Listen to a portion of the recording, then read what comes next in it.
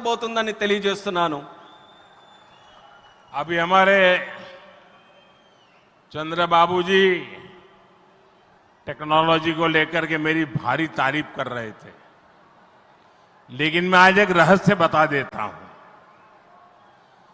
जब मैं गुजरात में नया नया मुख्यमंत्री बना तो मैं बाबू हैदराबाद में बैठ करके किस किस प्रकार के इनिशिएटिव ले रहे हैं उसका बड़ा बारीकी से अध्ययन करता था और मैं उसमें से बहुत कुछ सीखता था और उसे आज मुझे लागू करने का अवसर मिला है।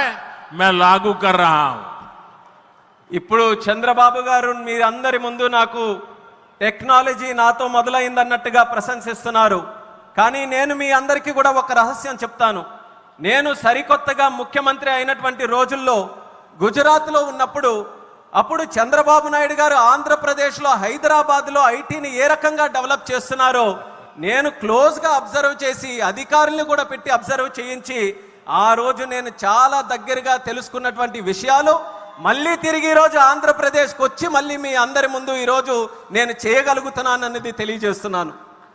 और मैं अपने अनुभव से कहता हूं, फ्यूचर टेक्नोलॉजी हो, बहुत बड़े स्केल पर काम करना हो और जल्दी से इसे जमीन पर उतारना हो तो वो काम चंद्रबाबू उत्तम से उत्तम तरीके से कर सकते हैं।